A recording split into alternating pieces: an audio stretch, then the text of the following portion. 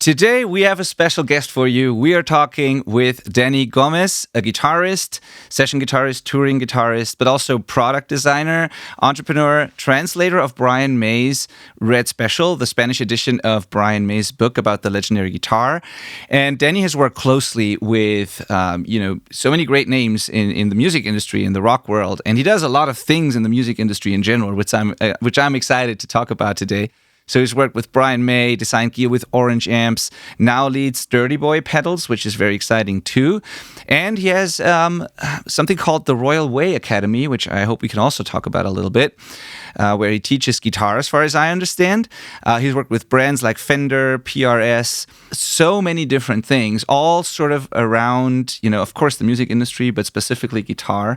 And yeah, I'm very, very excited to have him on the podcast today. There's lots to unpack, many questions we have. And so, yeah, welcome to the show. Thank you so much for taking the time to do this. And yeah, good to have you, Danny. Hello. Well, thanks for having me.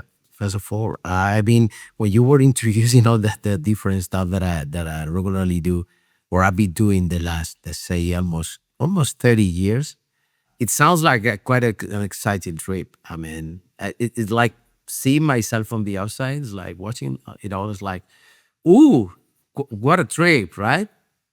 But yeah. I've done that crazy stuff. Sometimes at the same time, regularly was more the musician taking the situation, but suddenly the product specialty thing or consultancy services for companies. So I've been going in and out of different roles many times. Yeah. So we're going to unpack all of that and make sure that it is, valuable, of course, for our audience of self-recording bands, many of them being guitar players. And so we're very interested to hearing about your journey, what got you where you are now, how it all started, and things that other guitar players, aspiring musicians, or already professional ones can learn from your journey. So this is going to be really exciting. If you are new to the show, by the way, you can watch this on YouTube as well as listen on podcast apps. My name is Benedikt. I'm the host of this show. I'm a mixing engineer and I run the selfrecordingband.com, our education platform for self-recording artists, where we help you make exciting records from your jam spaces and home studios. And I'm doing this with my good friend and co-host, Manel Espinosa Berenguer from Spain. Hello, Manel. Good to have you too. Hello, guys. I'm happy to be here. As as I always say, one more week in this amazing podcast.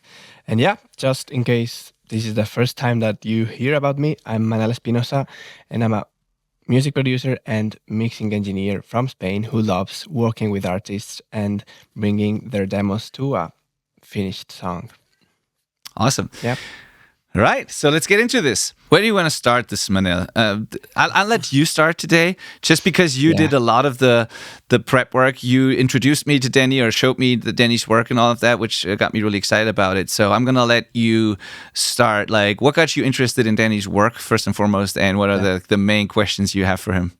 One of the, first things that I want to say about Danny is that even though we've talked about many different things that he does, from product design to musical direction, and like he does a lot of different things, but he keeps being a guitar player, because I see how he posts stories on Instagram playing guitar and showing that he's still there. He didn't stop playing guitar. So I guess that's a big part of the way he is. So I want to ask you, first of all, to set the tone of the podcast, of the episode. How did you start playing guitar, and how did that lead you to work alongside someone like Brian May? First of all, I'm 100% self-taught, so I learn by my own way. That means that I'm a horrible teacher. All my students can talk about my patience, but not about my method, because my method is play by ear, learn the stuff. You're good. Your reading is all good for you. I actually never use it, but it's amazing. All the knowledge that you can put in your playing side and musician side, the better. So don't be shy with that. It's not about reading music will take the rock and roll out of you. That's a myth. But I started by my own way. I come from a very, let's say, dangerous neighborhood in Madrid. So we had not very amazing access. We're talking about early 90s-ish, late 80s when I started like learning with the guitar. I was probably 13, 14. So I put all the money I could get that could be around 60 euros and got the crappiest guitar ever with a no gig bag. So it came with a bag. I mean, with a with a grocery bag and a guitar. And I put everything I have in that. I'm we'll be discussing from project to project to different sides of Danny. It's all about the obsession. I mean, if I got obsessed with playing, there's no way that I won't be putting 14 hours a day learning how to play whatever comes to my interest. It happened with guitar. It happened later with English, for example. It happened with marketing. It happened with copywriting. It happened with musical director. It happened with whatever. If it's obsessed me, it's obsessed me. Let's note the capital letters here. So I started playing. I am, or I used to be, very shy. So guitar became like let's say, I don't know, like a filter. I mean, it was something. It was like a filter between me and the reality. So that way I could be like more. It's like I was reading the other day Van Halen's biography, and it was like I needed to drink because I'm shy, and that was a way to chat with girls or be more confident at the stage or whatever. To me, it was the guitar was enough for that. I mean, I was really in the cliff, ready to jump, but too shy to take the quantum leap. On guitar was like a shield. It's like, okay, I have the guitar, I have something special. I am here playing, and you here watching me. So I have something special. After that, I mean, I always had that practical approach in every side of my career.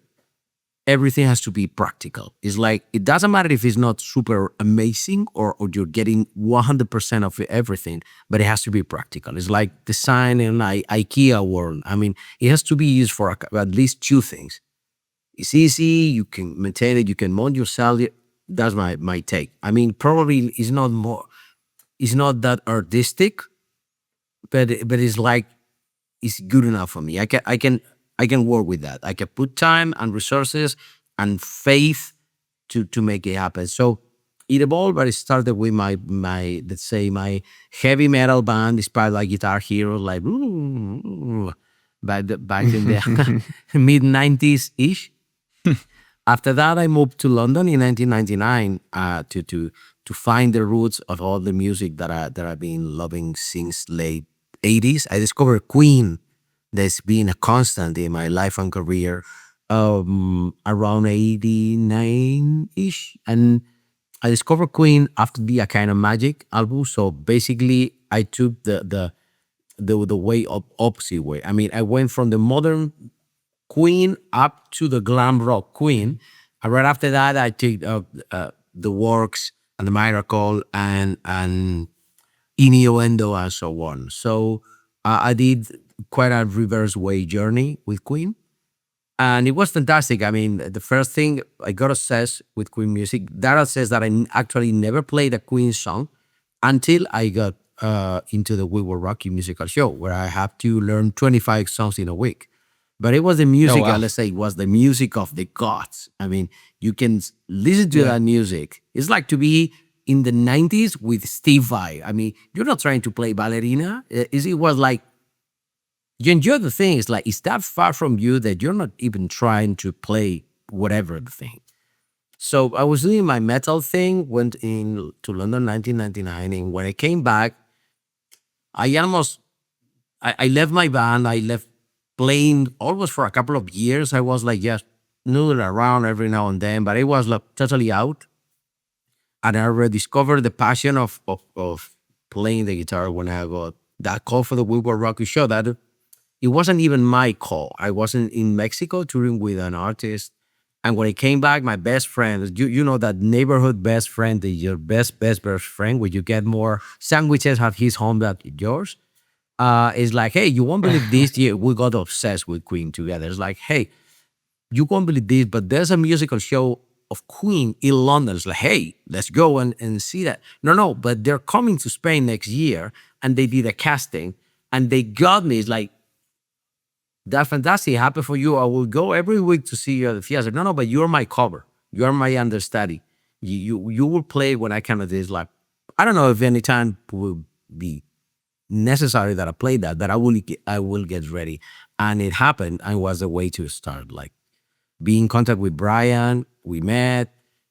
I did the show. After the first season, I got the call for one of the Galileos, one of the main roles in the show that wanted to record an album inspired by Queen music, but with no Queen song. I mean, about producing it, recording it, trying to keep on a budget the same approach that Queen did with lo-fi harmonies and all that kind of stuff. And we got Brian on board. He recorded with us an adaptation of Too Much Love Will Kill You in Spanish. So we recorded that together in 2006. And after that, the year after, Brian came to the show, the We Will Rock You show again, asked, who recorded this thing? Oh, Danny did. Okay. So, hey, Danny, would you like to join our new company, Brian May Guitars? And in a way, I was the first artist of the company right after Brian. So that was like a catapult to my career in terms of the let's say the Queen niche. Wow. I think it's funny that, a lot of these stories come from a, stroke of luck because you were at the right place at the right moment, but you had to be super prepared to like take the best out of that tiny window that you had I there. feel lucky, especially about being ready to get the opportunity because life put the opportunity in front of you a couple of times. There's not many more than a couple of times. If you waste that train and that train is gone. I mean, there's no way that you can, I don't know, there's no way that you can get Brian May interested in your work. Not because your work is not worth. I mean, imagine the agenda, imagine the inbox of the rock god for excellence right now to me. Yeah. And how does all that connect with the designer part? Like, did you study something or? In 2000, when I almost left the music, I was like playing every now and then, let's say 3-4 shows a year. I decided to start again studying because I left all my studies to work whatever the place to get a Marshall amp. I decided to go to the university to study to be a music teacher. It was like, okay, second best. I mean, I can learn music properly with the goal of teaching other people. Okay, sounds good. But right before that, I switched and I study sound. So I went to El Centro de Tecnología del Espectáculo. That is quite a big spot here in Madrid. Imagine that was like 25 years ago. I was the first promotion of the new school. And I studied that. And it was like the tech side of things. It was the artistic uh, side of things. It was some kind of electronic side of thing. And that, like, the little bulb in my mind was like, oh, I need all that stuff to talk with sound techs for my musical career. So get out of it. But all the electronic side of things and all the blog design for product that it was like, okay. And I kept that for years and years. So I keep on, I came back to play, did all the We Will Rock You stuff, tours, more musical shows and so on. But that bulb was all the time here. In 2009, there was like a super big crisis in Spain. So so at the same time, all the major artists stopped touring. So all the session musicians that used to work with that big artist had no job. So they stepped down and got all the gigs that we used to play. So I moved from 298 shows in 2008 to 4 again in 2009. So so I needed a backup plan. It was like just new home, new plans, new everything. I was like a no job. I mean, at all, because it was all copped because all the big fishes had no tour. The years like, hey, it's the first time that a mid-size artist could hire, let's say, I don't know, Alejandro Sanz band. So what is one moment in time? So they had to. I mean, it was the first chance to be hired. You were like a big sessionist. So I came with this idea that I was reading on magazines, especially the UK and the US magazines at that time, about the product specialist. And it was like I was seeing, like, let's say, Alex Hutchings and the people like that, Ludovico Pagnone and so on, that they used to do demo tours. And I was like, what the hell is a demo tour? I mean, it's you with some backing tracks in a shop talking about one brand. It's like, okay, basically it's a one man concert. Like, you're getting the same, you're getting paid the same, but instead of being paid by people tickets, all the artist is being paid by the brand. I'm into that. Again, super practical. It's not the best show in your life, but it's about talking, it's about engaging people with the brand, it's about your shield, your guitar, talking to the people. I mean, I like that. So basically create a thing in the Spanish market, because it was something that as far as I know, I imported from the UK and the US magazines, and I started sending letters, and I mean letters in the paper format, letters to the brands, letters to the brand with no English at all. 2009. Sending letters to the brand. Hey, I'm Danny Gomez. I've been working with these, the all the Queen stuff, some of musicals. I work with this, and this brand, and all the brand may thing work amazingly well. It tends to open our doors. It's like, hey, you, Danny, yeah, you did the brand may thing. Okay, let's listen to you. Let's see.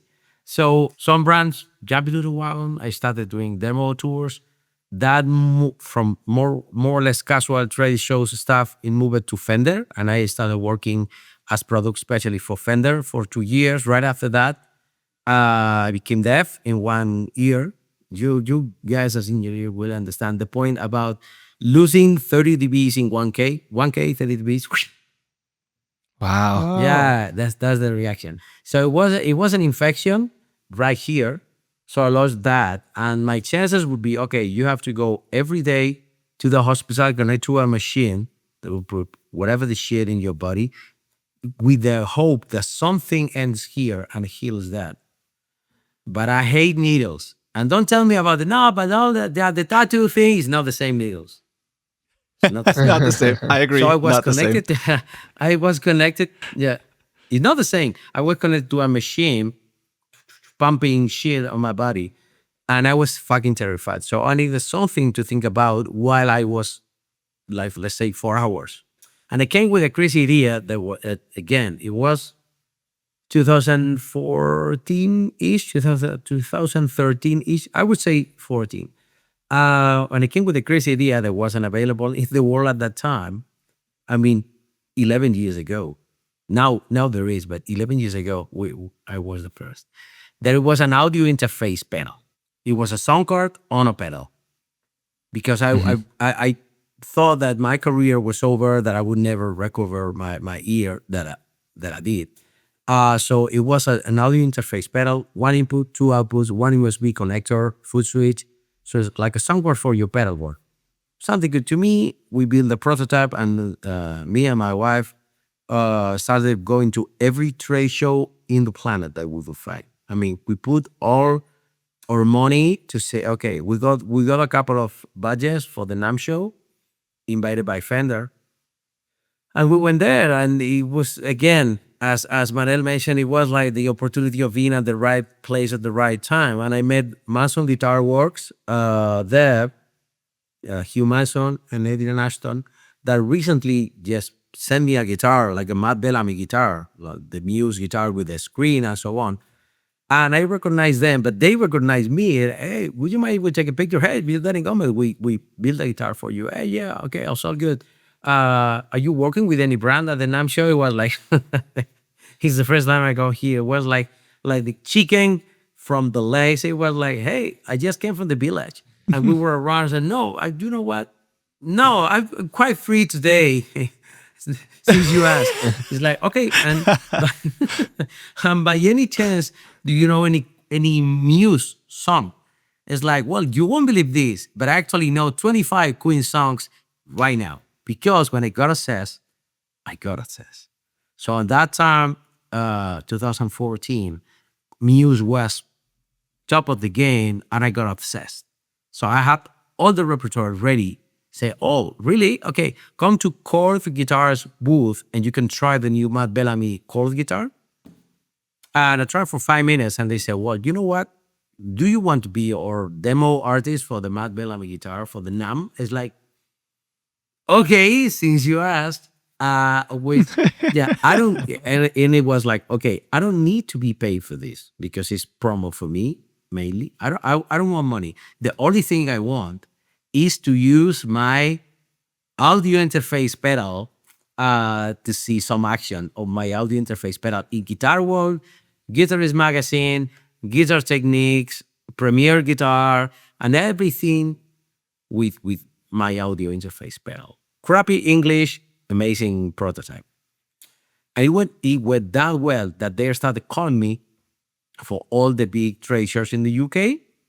The trade shows that were that big that my opening numbers used to be Whitesnake guitar player and Yes guitar player. And after that, Danny Gomez from Spain, the guy that you don't know anything about, but that can play Muse with Muse guitars. So my audio interface prototype started to run in the UK.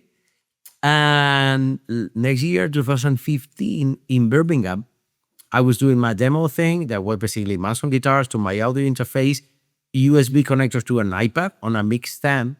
And there I have whatever the app, but I was controlling MIDI, pitch, and so on the screen. It was bow, wee, bow, wow, bow, bow, bow, bow, bow. It was like Muse with an iPad and a cheap pedal that nobody had the idea about what I was doing.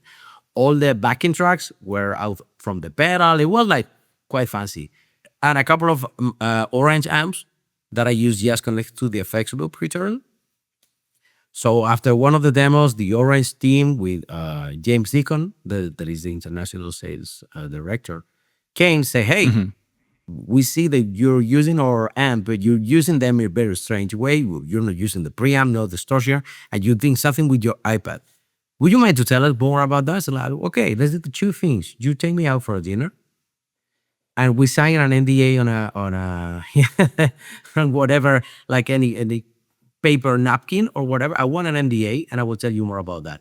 You got it. So we signed an NDA on a napkin, and I told them all about the story, about being deaf, about working with a telephone, polyphonic MIDI with no MIDI pickup. I mean, I did my research, and I found the more fancy apps to pair with my prototype. But when I was playing polyphonic MIDI with no MIDI pickup on my phone, it was like game over. I mean, I don't know what this shit is, but I want it. Again, 11 years ago.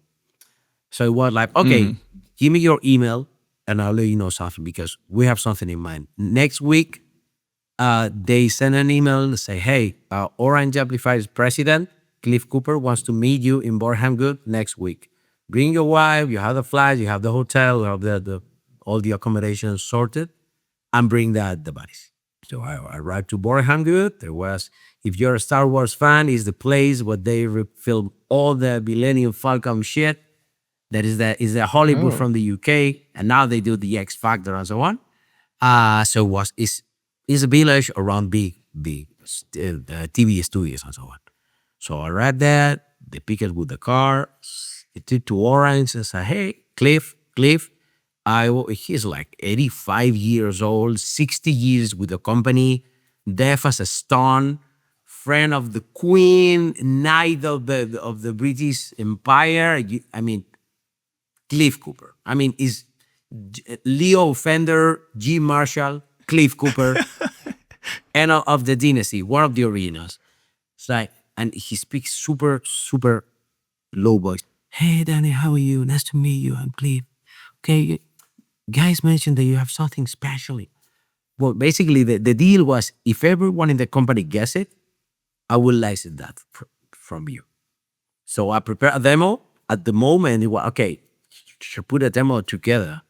And I did the demo for the whole company at the main designer cubicle space. I prepared a couple of amps. I did the same thing that I used to do on the trade shows. So I was prepared. Manel, that kind of thing. I mean, Mm. I did that demo that many times that I was ready. Even with the crappy English of that time, it was good enough to say, hey, now you will see something flashy, polyphonic MIDI with no MIDI pickup. I think that I said that very phrase 100 times. Polyphonic MIDI with no MIDI picker. Polyphonic MIDI with no MIDI picker. So I was ready.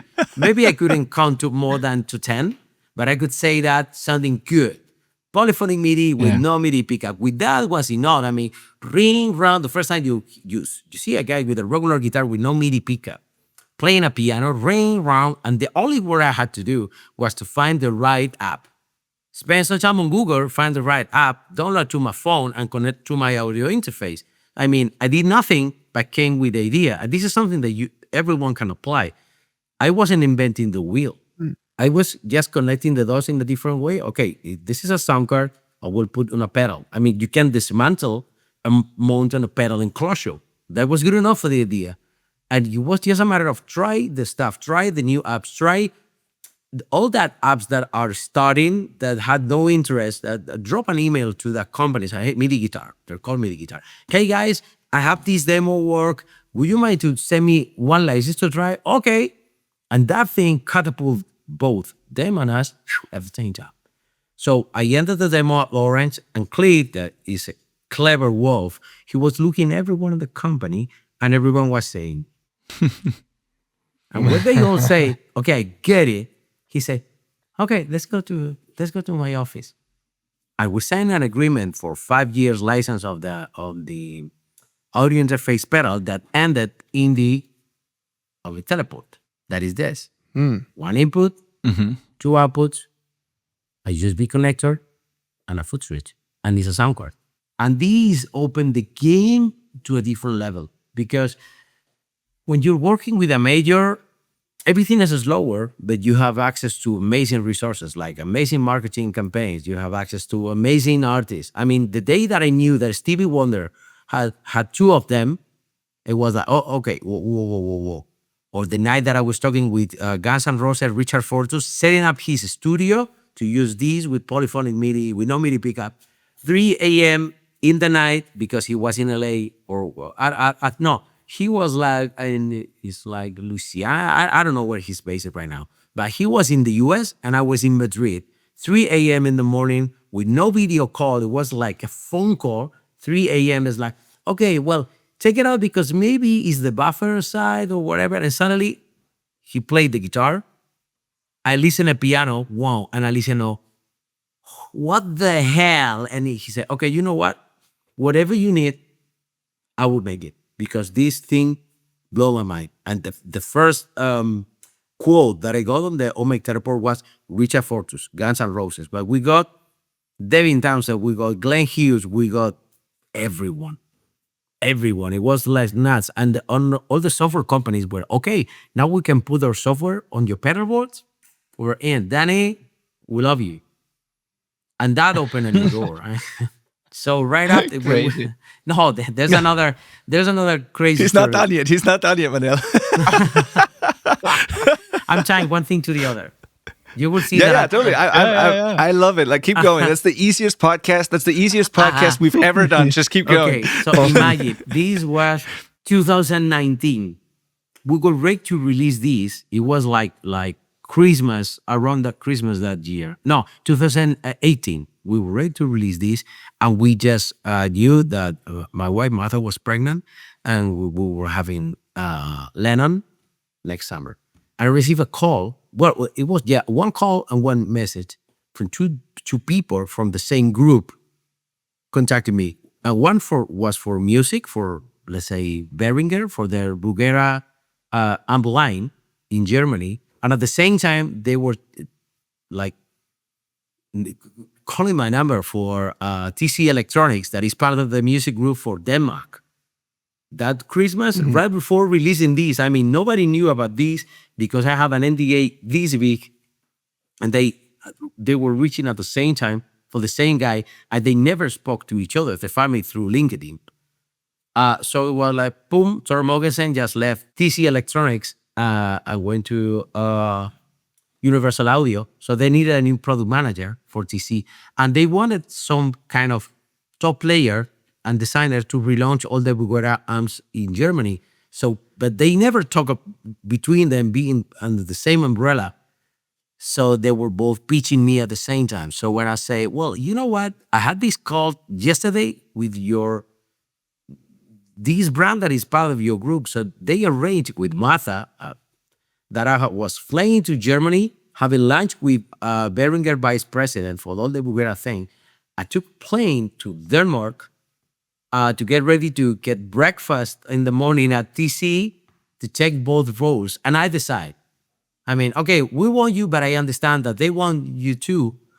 And when I was coming back with the two proposals, I mean, I'm a humble guy from a humble neighborhood. If you put 6 figures in front of me, it's like DC. But when I was in Copenhagen airport, I make a call to the guy that signed me for Orange for the OMEC teleport, James Deacon. James, if you're seeing this, you know this is true. Gave him a call. It's like, hey James, I'm in fucking Copenhagen right now. I sent him my location through WhatsApp. I'm here at the airport. I mean, it's not playing poker. It's not faking the thing. I'm here. I have these 2 offers on the table. I'm a humble guy, big numbers, good money, bad. I don't want to move to Germany, and I don't want to move to fucking Denmark, with all love and respect, that is close night at 4 p.m.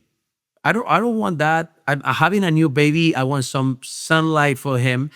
I don't want to do that. And especially if I take the TCE offer, being into the pedal world, I have to leave all that we're doing with the OMEC teleport. I mean, because this would be money now. The OMEC teleport would be a royalty. If it goes well, it will well. If it goes well, it's great. But if not, it's shit. I mean, these guys are paying 6 figures, mate. So talk with Cliff and tell him, okay, Danny has these 2 offers on the table. I have the paperwork, so you can check it out, James. Danny has 2 offers on the table. So if you guys pay me this, and I can work from home in Spain, in my pajamas, I would say already. Otherwise, I'm moving. I mean, there's no way I can say to my wife, hey, I have 6 figures offer and we're not taking because I'm a fucking romantic. So he say, okay, give me 48 hours. And it was like 12 hours. And hey, Cliff is okay. So, okay. So I move from nothing, let's say royalty. Let's see how the thing goes. And after that, offers, and especially because I was a signing artist, I mean, Guns N' Roses, Richard Fonzo, Guns N' Roses, or whoever, with my old personal email, I mean, at hotmail.com, with not even a company email. Yeah. They say, okay, this guy's probably he has something special. So they offer me a position as sales artist, sales marketing and artist relations consultant, global, working from Spain. And that was it was January 2020. It's important that year because we presented the OMEC teleport. We came back. And what happened in March 2020? That COVID appeared into the equation. So I was at home working in my pajamas with the orange t-shirt, doing Instagram Live with a salary in pounds, and was like the fucking king of the castle at that time. It was like all my musician peers were doing Amazon, was doing whatever, online classes, but they had no business model ready for that kind of situation. So I could pay the party for my family because I took the right decision instead of moving to, again, Denmark. Imagine Denmark, COVID, night at 4 p.m., you're fucked. Again, yeah. Right time, right place, getting ready for the opportunity, I would say. Yeah. That's so awesome, all of it. Let's unpack this a little bit because there's like so much in there, and I want to get to like the Dirty Boy story. No, that's all fine. This is all fine. There's so much. No. When I put everything in line, it sounds like a fucking madman. I mean, I don't know who this guy, but this guy is bragging. No. This is, I love it because there's just so much more that I want to get into on this episode. But I love it because the one thing that I kept thinking was, when we talk to guests, I always think like how can we make this valuable to our audience of like self-recording musicians? And the one thing that I was thinking about all the time when you were telling your story is this recurring theme of two things. First of all, the whole like being prepared and being ready for when opportunities show up. This is the recurring theme that was the entire that went through the entire story, where it's this thing where, there's the saying that luck is where opportunity meets preparation, and then, people think you're lucky, but honestly, everyone has opportunities in front of them all the time. But it's a skill to, first of all, see the opportunity and then to be prepared enough to actually use it and take it and walk through the door when it opens. So this is something that I think people can take away from this, is that if you are obsessed about something and get really good at what you do, be it songwriting, be it playing the guitar, be it production, whatever, if you get really, really, really good at this and you're just at a level where you're always prepared, when something comes up in front of you, you can actually do something with that. And if you're like, and sometimes people have opportunities but cannot use them because they haven't put in the time to get really excellent at anything, or like really, being so obsessed about something. And then the other thing is that is also fascinating to me is that you just seem to be someone who's willing to take chances, to take risks, and dive in even when it doesn't feel like you are 100% prepared. You are in terms of skills, but you are not afraid to do something, even if you don't even know the language properly, or or just going into scary situations where you have left your comfort zone quite a bit, I think, on your journey, and you were not afraid to dive headfirst into something, to take a leap, to take a risk, and you got rewarded for that. And this is also something that really I want people to hear in this whole story. That if you're always playing it safe and you stay where you are in your comfort zone, you cannot grow, and you only get outsized returns if you're willing to take more risks than most people. And so this is just part of it, and it's calculated risk, of course. And it's like, but it's more like leaving your comfort zone and being willing to make yourself look stupid if you have to, in an effort to achieve something you really want. And so I really think it's a fascinating story that let you, to so many different cool things. And maybe the third thing here is the whole human connections thing. You did a lot of stuff in person, meeting people. You were traveling, you were meeting them, you have lunch with people. You've built in-person connections that are invaluable. And so if people are not willing to leave their home, or they just sit in front of their screen instead of actually going somewhere, they might limit themselves as well. And all these connections, like human interactions, nothing beats that. Nothing's better than an in-person conversation. And yeah, so you did a lot of things right here. It's a great example of just someone making it happen for them and not just having it served to them, basically. So this is really inspiring, really cool. Thanks. Thank you for sharing that. I really appreciate that. No, I mean, my life has been, especially since that time, let's say 2002, 3, is being, the last 20 years is being this crazy, with crazy ideas about, it's like every now and then got asked about the Brian May book. I mean, how you end like publishing a book with Brian May? The thing is that Brian published a book with Simon Bradley in English. And after the movie, they released a second version with slightly more updated parts of the how built-in replicas and so on, especially for the movie. So I dropped him an email. I mean, I know that it sounds crazy. It's like, hey, let's drop an email to Brian May. I see what but I did. I mean, hey, Brian, I haven't this book. I love it, but there are 600 million people that speak Spanish. What if we do the Spanish version of the book? And reply, it sounds amazing. It was at the same time. Imagine that this idea came at the same time that all the OMEC teleport stuff. So I was like working the both fingers at the same time without telling each other. I mean, it was all secret, the book and the teleport and so on. So it was like 2020 again. So it's like, hey, let's do it. But when somebody interested to publish this thing, okay, I mean, your idol is asking if someone would be interested to publish his book, you say yes. I had no previous experience about the editorial work at all, but the answer is yes. Because it's Brian May asking, and Brian May asking to you, you say yes.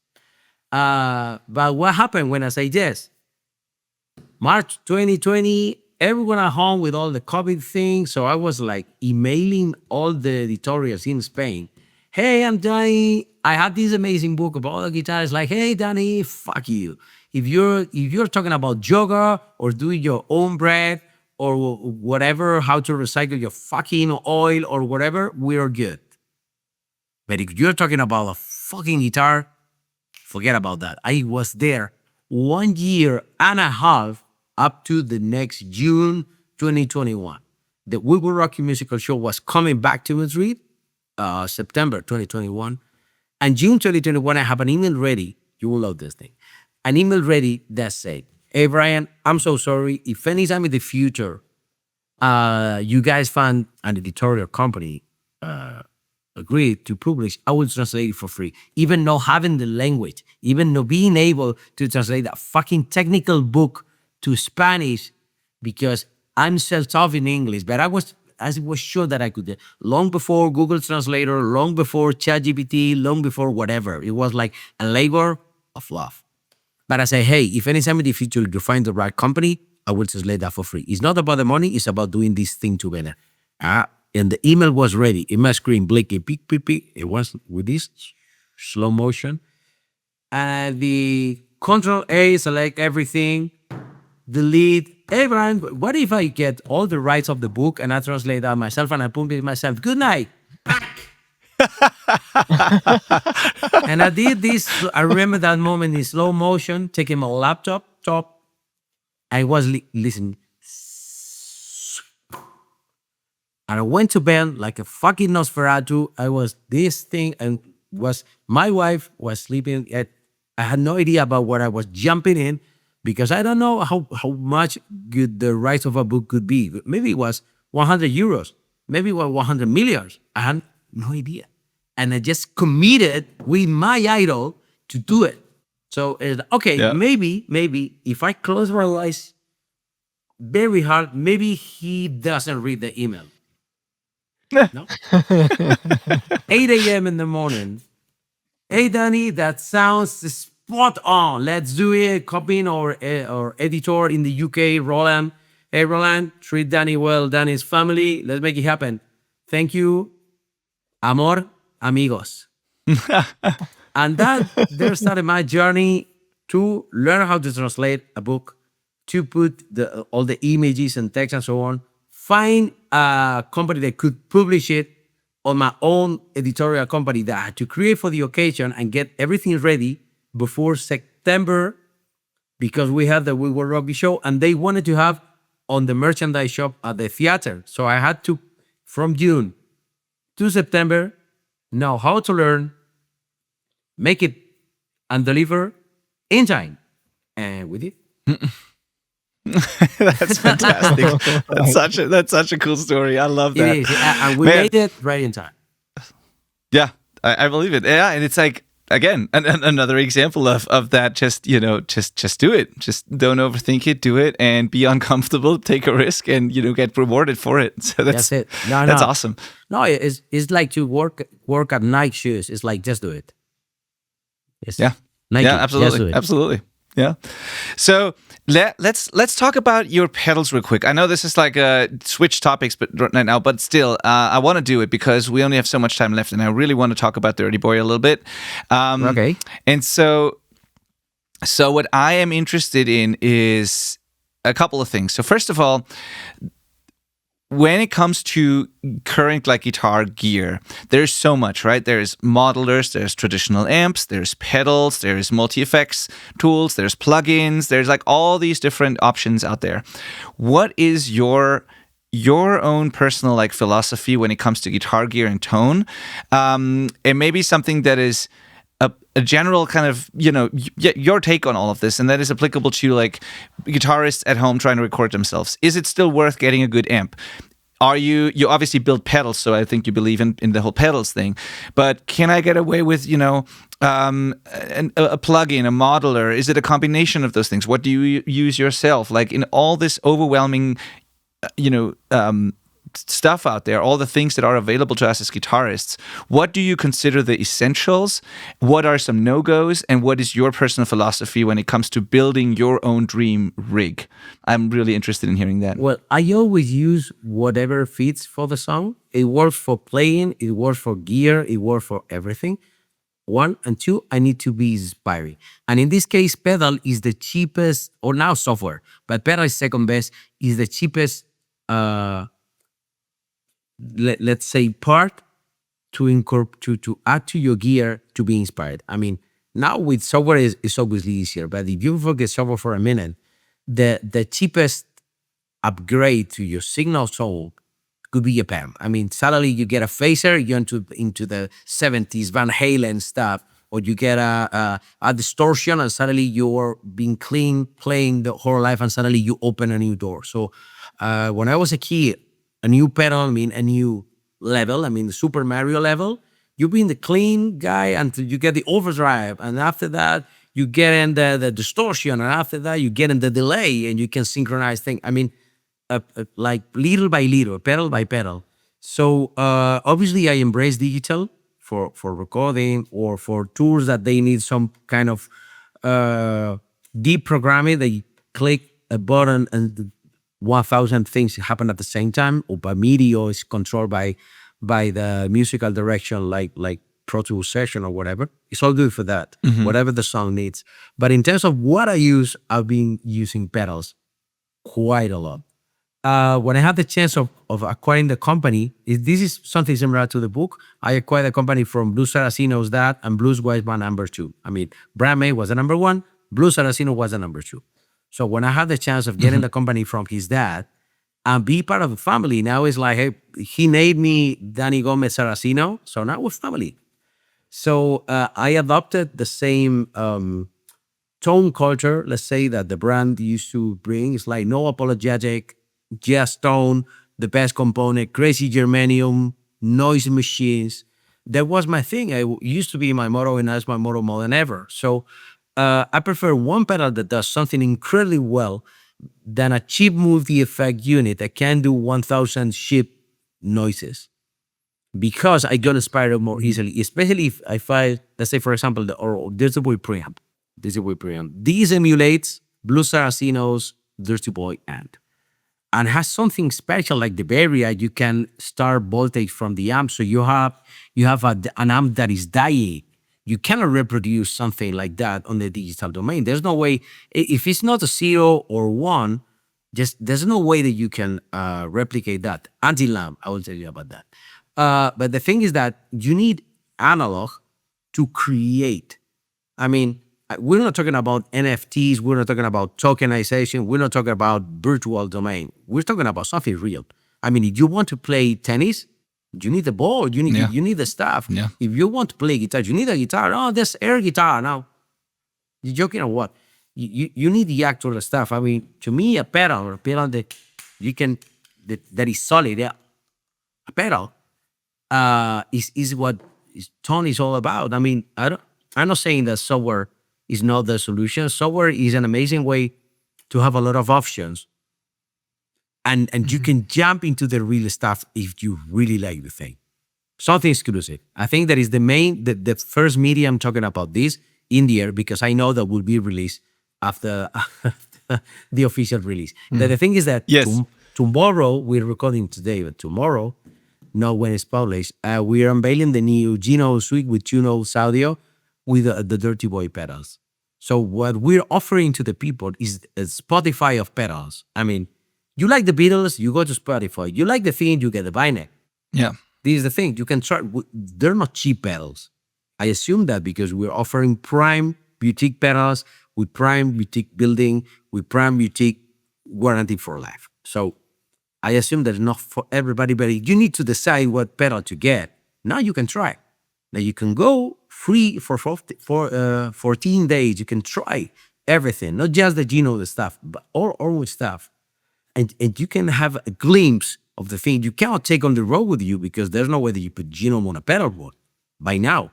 But you can understand if our pedals is what you need. And it's a way to say, hey, you're all invited. You try the thing. You try before you buy. We're not trying to sell shit to anyone. You try the stuff, you get in a glimpse, you get in the vibe, because we capture them well and put all time and love to get it there right. Because capturing germanium is not easy. You try to capture a germanium pedal with the quad cortex and you get shit. It's not like capturing, let's say, I don't know, an overdrive or whatever, distortion pedal or an amp. It's not that easy.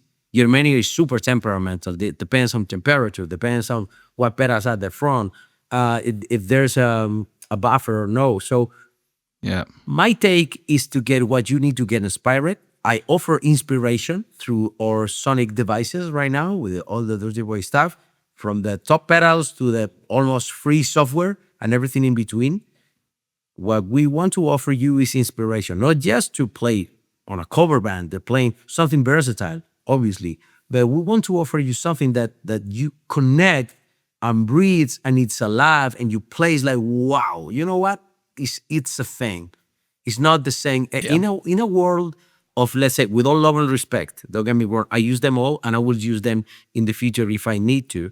But in a world of Axe FX, Kemper, Profiler, Quad Cortex, Tonex, and so on, that are amazing units, you only need to stand with your analog pedal. I mean, you only need to stand in the middle of the forest like this, and suddenly you're different because you're not copy. You don't need an editor. You don't need. It's like you don't need to do anything more than this. And they're updating, upgrading, low grading. They have problems at the last update. Don't try this last update because there's a bug. There's no bug in analog. I mean, you can throw a fucking gear on top of this and you will finish the gig. I mean, in a world of all that technology, you only need to be in the middle of the field with this way, and suddenly you're different. And music is all about being different. I mean, you can think about any classic composer, and all the matter was to be different. I mean, there's the same 12 notes, but it was a matter of being different. Like Beethoven and Mozart were different because the selection, the flavor, the mojo, the thing. And now we're trying all to be, I don't know, Mateus Asato or Polypia or whoever. What's the matter? I mean, I want to offer tools to people to be different. Different from the other guy with the similar pedal was like, yeah, but I have this. Pedals that are so exquisite, pedals that are so different that not everybody is having. For that or that people, we will be releasing in the future some mid-price pedals for the masses. But now what you can get is something that is a unicorn, pedal by pedal, that you can actually get inspired for your music or for your work. Yeah, I love that. So again, key takeaways that I got from this were, so first of all, the whole being inspired thing, I love that, because I've always believed that it's not just about the quality, the actual factual quality of the gear, which is important, of course, but more than anything, if a piece of gear causes you to play more music, make better music because it's fun, makes you pick up the guitar more often and have fun with that, it's worth it. So sometimes it's not even, and I'm sure your pedals are fantastic, I'm not even saying that, but it's true with every gear. It's the same with like outboard gear in the studio or anything fancy. You could always argue if you really need that, and probably the answer is no a lot of times. But the thing is not that it is factual, like it's actually a lot better than everything else. It's if you love it and it inspires you and you like what comes out of it and it makes you use it more, then it might be worth it. And so that is a big factor in this whole thing. The other thing is, I'm totally with you on the philosophy of I'd rather have a few really good things that fit my music, my style, my taste, than having all the options, but everything is kind of mediocre and the same that everyone else is using. It's the whole philosophy. We always teach this in our coaching too, where I would much rather make a unique and exciting record than like a perfect one, whatever that means. And it's the same with the gear that I own. When I started my studio, I never had tons of gear, but I had a few really good outboard pieces that I just enjoyed, that I loved working with. And I had, the whole signal chain was like really, really high end, but there was not a lot of choices. There were a couple of really good things that I enjoyed working with that I picked intentionally. And I see so many people putting like racks and racks together of like really cheap gear just so they have something analog. I wouldn't do that. Like, no, I saw that. You know, because I would rather have 2 or 3 really good pieces than like a rack of like the cheapest stuff. I would rather use plugins instead of that. everywhere that they have like the rack of racks that they're not using. It's just for the light, and they put Yeah. there whatever the shit that they've been like keeping from years and years, and you actually see an old red paw, or you see a fucking lexicon that is broken but it still blinks or whatever. Is there a fact that you're not using that? It's just to fill a rack, man. Yeah. Yeah, exactly. So I'm totally with you there. And then the other thing that you mentioned that I also think is really interesting is that the whole, or you didn't really mention it, but it was in there too. What I wanted to add it is like, so first of all, like making something that is unique to you and that is different, that you said that, like, that's important. But then also, I think when people use plugins and modelers, nothing wrong with it, like you said. They oftentimes don't fully understand the presets and the chains they are loading, and they cannot really be intentional about it. And I see that all the time when I work with people, that they pick a preset or a chain or something, and then when they don't like it, they don't know how to tweak it, where to start. It's just this complex thing of different components that they don't fully understand. And I think it's so beneficial to just go through the process once of building your own signal chain, your own pedal chain, whatever, that you really like, because you'll understand it so much better. And then when you go back and use modelers or software, which we all do, you can then be so much more intentional putting those stuff together. Once you learn that it makes a difference in which order you put the pedals, or how to use an overdrive, how to use a pedal, like a preamp, a booster, whatever you're using. Once you understand these individual things and you build it intentionally, piece by piece, with stuff that inspires you, you can then go to a modeling amp and be like, oh, now let's build a virtual chain of that, but now I understand how it works.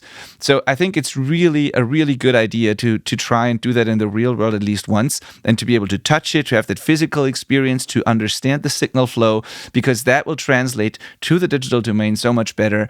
The same way that everyone who's ever mixed on a crappy small analog thing like a club show or something when there was no digital desks, like when you've done that and you understand analog signal flow on a mixing desk, you'll have a much easier time understanding a DAW or like any software mixer, just because you know where you plugged in the mic, where the signal went, how you send it to a group, and all those things. If you've never done that, all that will be a mystery to you. And I think the same is true with pedals. Agreed. And so I'm all for that. And all that aside, it's just fun. And if I look at and that is an argument too, and if I look at your website, the Dirty Boy stuff, and I look at these pedals, even the way they're designed, the way they look, the titles, I just want to grab one and use it. You know, I haven't used one ever, but like they just look like fun. I just want to grab them, plug them in, turn the knobs, and that alone has value, you know? So No. A couple of weeks ago, I got contacted by the Spanish band called Siloé. Probably Manel knows them. They're into indie. They're quite big. And suddenly, hey, I had no idea that you're running the company now. So draw me a message in Spanish. But I've been using the ball booster for such a long time, and a huge Linkin Park fan. And I just discovered that Linkin Park are using your pedals. So it's like, what a coincidence! Now you're in Spain.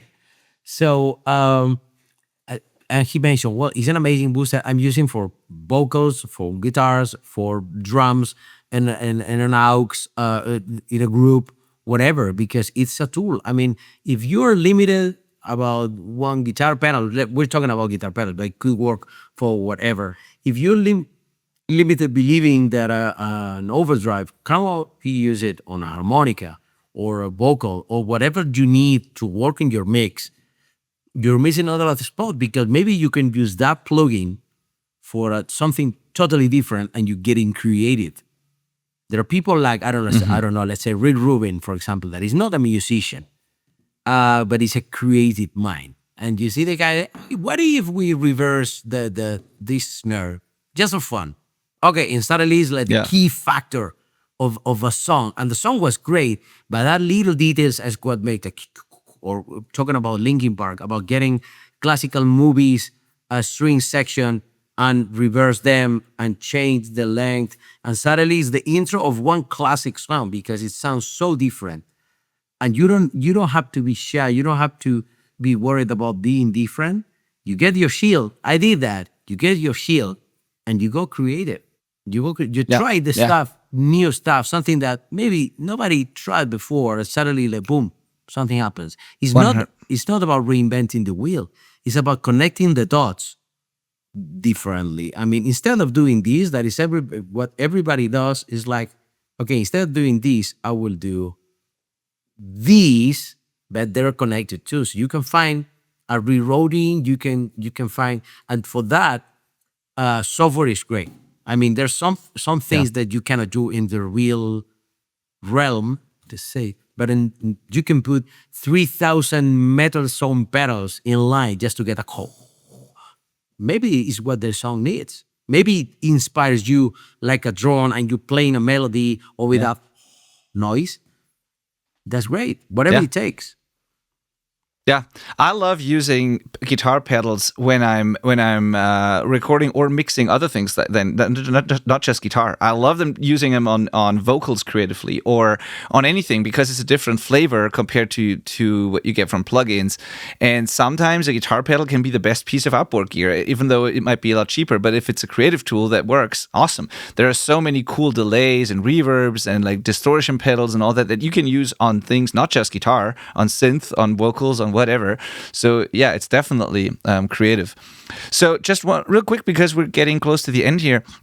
The software that you mentioned that you just launched or will launch tomorrow at the time of this recording, just so people understand how it works, am I correct that you can try digital versions or captures of your plugins, figure out what you like basically, and then if you like it, you can get the real thing? Is that what you're saying? More or less, yeah. The Genome suite is a full suite with all the you can expect from a guitar, let's say oriented suite, guitar-based oriented suite. You have obviously all the overdrives, all the preamps, all the amps, all the cabinets that the Tunos is famous for, and so on. But before the summer, I dropped them an email because we've been working together for such a long time. Say, hey, we're with all these Dirty Boy thing. We've been named one of the most important pedals of the last 5 years out of the blue from Guitarist magazine. So now with the Linkin Park thing, now with the Bon Jovi thing, like with working with such big names, I want something to allow the people to try the stuff. Because now we're in Spain, we're moving to LA in a couple of months, but now we're in the middle of Spain. There's no way that some people can actually have access to the pedals unless they spend good money on that. So I was planning some kind of Spotify thing so you can have or digital version of our pedals. So you can go there, you can buy the suite or you can try the suite for free for 14 days or whatever and have the 4 most popular pedals that are the Germanium Boy, the Afrofuzz, the Bassy Boy, and the Preamp. Also 3 exclusive cabinets and a virtual amp that we created that is called the Silver Boy to bring the Dirty Boy experience. You can try before you buy. You don't need to buy anything if you don't want. But if you want to keep them, you can buy the components, the Dirty Boy component for your Genome platform, or you can go for the real ones. If you want, it's like, that's great. But now you know if you're more the Afrofuzz or the Bassy Boy, for example. Yeah. Yeah. Love it. Love it. That's such a cool idea and it's such a cool concept. So yeah. Then the one thing we haven't talked about, just real quick, because I mentioned it in the intro, is that you also teach guitar online. Is that correct? I saw the Royal Way Academy. When I have the time, since I've been asked a lot of time about Queen music guitar lessons, I mean, I wouldn't be like teaching how to play polka or death metal or whatever I don't know to play. But about Queen music, even being a horrible teacher, but a very patient one, I can tell you how to play the stuff. I mean, since I only teach Queen songs. I mean, really? That's the most niche online guitar school or guitar school I've ever heard. I mean, and people pay to learn things the right way. I mean, it's not someone on YouTube that learns the thing and posts a video. No. It's like, I did 1,200 shows of the Group World Rock You musical show. I know how to play the stuff. I'm entitled to show you how to play that stuff. We know rhythm music, we know nothing. I mean, you want to play, I don't know, Fat Bottom Girls? Okay, I will show you how to drop the guitar, what are the versions that you can play from top to bottom. I only teach how to play Queen music. That's why the name The Royal Way. Is the only way I can play The Royal Way. That is the most, like, that's the sharpest kind of positioning, the most niche thing that I've ever heard. That's just so cool, you know, like yeah, anyway, that's just fascinating. I mean, it's my thing. I wouldn't be teaching how to play, I don't know, Sweet Home Alabama or Hotel California or Jailhouse Rock. I mean, you're into Queen and I have some spare time that I don't use to. But if I have some weeks or I have some gaps or whatever, and you want to learn, and you tell me why I should be putting that time, it's not about the money again. I can keep 2-3 gaps every now and then, and people pay that. Cool. I mean, okay, I understand Yeah. that you're getting a surgeon that only does knee surgeries. I mean, you're getting the best for this thing. You want to learn polka? I'm not your guy. You want to learn Queen? I will show you everything. This thing to play with the coin, to the pickup selection, and people that are spending, let's say, $9,000 in a red special replica, they have some spare cash Yeah. to learn how to play that. Other than that, they have on the wall hanging. So it's like if you pay $9,000 for a red special replica, you have some. It's like you got a Ferrari. You have some cash for the fuel. Yeah. Yeah. I understand. I have to say that I've been following Danny for years, and I've discovered some Queen songs because I've seen him playing them, Really? you know? There are some crazy man, ones. like- There's some crazy ones. There's one in the Highlander films that is called the Give Me the Prize, and it has an intro. It's like with a tapping thing, some crazy stuff. And in the COVID months, I learned that thing, and I posted on Instagram. Nobody did that before. It was okay. I'll do that, and I said the link to Brian. I say, I can't believe that you learned this. I only played this thing one time for the album, and I forgot about that. So. Yeah, that's love how it. crazy you are. Yeah, totally. Man, this has been a blast. I love it.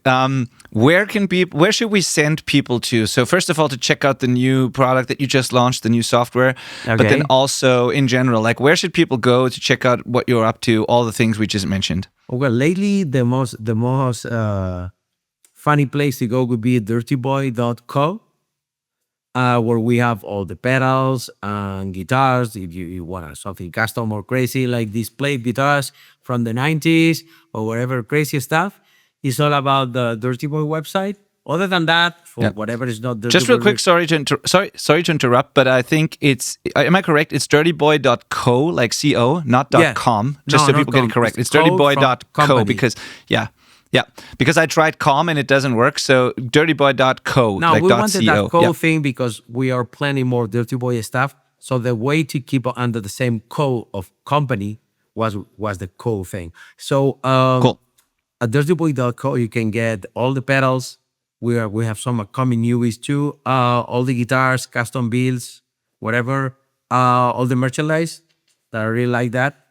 I'm into crazy t-shirts, hats, and so on. And there are more stuff coming. Obviously, social media is the king. So you can find me on Danny Gomez Official or Dirty Boy Pedals. And I tend to keep an eye. If I'm not replying myself, someone in my team will point me the message like Manel one. So it's like, hey, this is a very good one to you to reply. So I try to keep an eye on the little things because I think that make the difference. I mean, we're not a huge company. I know where we send the pedals, who are buying them, so I can follow up and know is the kind of small company up to this point. We never know. Let's see next year. Things are growing so fast, but up to this point, I can control everything and I can be on top of the important things. Obviously, there are a lot of stars that are automatic in a way, but up to this point, I can be like supporting my own company. And this is something that the final customer puts value on. Is like, hey, I have something that I want to ask you directly, and having the chance of dropping you a line and be connected means a world. Awesome. Thank you. Yeah, we'll put all of that in the show notes. Make sure to check out all of Danny's stuff, all of the Dirty Boy stuff. It's been a pleasure to talk to you, and I thank you so much for taking the time to do this today. So anything to add to this, Manel? Thank you for making the connection, by the way, Manel. I wouldn't have known of this without you, so thank you so much. Thank you so much. And thanks for having me. Yeah. I am always glad to be chatting with people that want to know about what we're doing. Really appreciate that. Yeah, and thank you for sharing your journey as well. This was really inspiring. It's different from what we usually do, and having all these crazy stories and like, yeah, I know it's not for everyone. I know that when people hear long stories or monologues like that, some people just tend to tune out, but that's fine. For the ones that's interesting, they're gonna stay and hear the story. And I hope you did get all the little things in there that can be useful for you and your career and your life in general. So yeah, thank you for watching and listening out there, to all of you. Thank you, Danny, again for taking the time. Thank you, Manel, for setting this up. And we'll talk to you next week. Bye-bye. Bye.